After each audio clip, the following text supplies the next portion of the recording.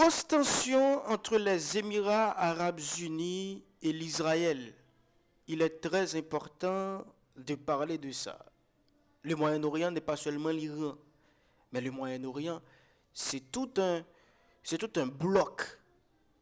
Et ce qui se passe en Iran n'est que le résultat de tout ce qui réside dans ce bloc.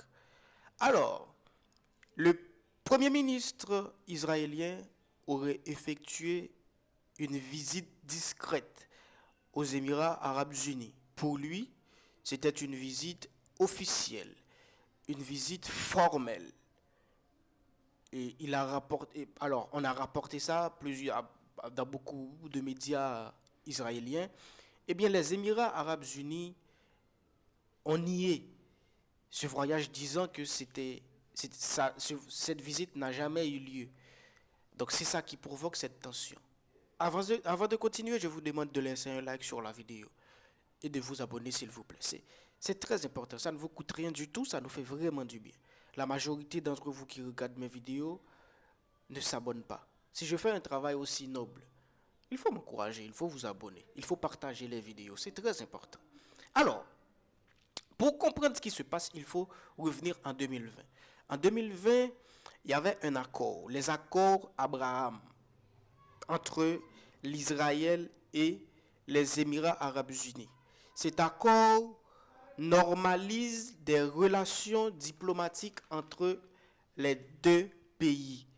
Depuis, les relations économiques, technologiques et militaires s'intensifient. Et Israël a apporté son soutien, son expertise dans la cybersécurité. Et bien sûr, dans la cybersécurité, les Israéliens sont très forts. Vous connaissez tous Pegasus, qui est une application vraiment performante, qui est, qui est propriétaire des Israéliens. Donc ils sont très forts. Et Israël a apporté son soutien aussi en défense. Donc, les Émirats arabes unis qui cherchaient à devenir une puissance stratégique majeure dans le Moyen-Orient avaient tout le soutien de l'Israël.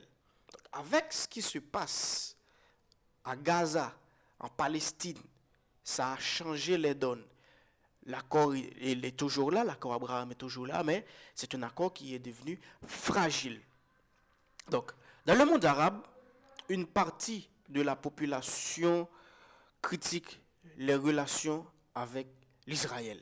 Et du côté de l'Iran, comme vous le connaissez, l'Iran a critiqué les Émirats arabes unis d'être proches de l'Israël et des États-Unis.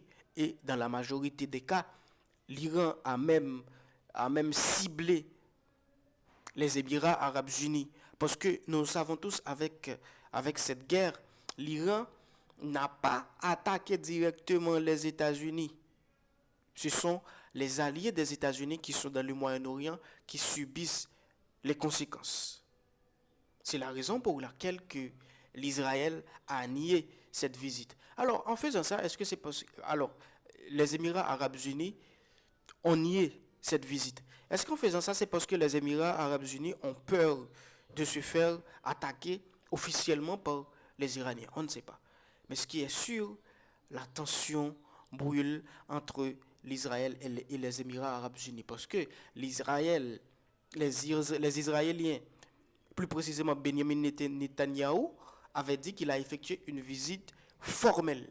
Mais les Émiratis disent niet, il n'y avait pas de visite. Vous voyez de quoi je parle. Donc, le Moyen-Orient entre-t-il dans une nouvelle alliance stratégique? On va voir, on attend. C'est à vous de dire ce que vous pensez dans la vidéo. C'est important de commenter. On va se revoir très bientôt dans une nouvelle vidéo, bien sûr.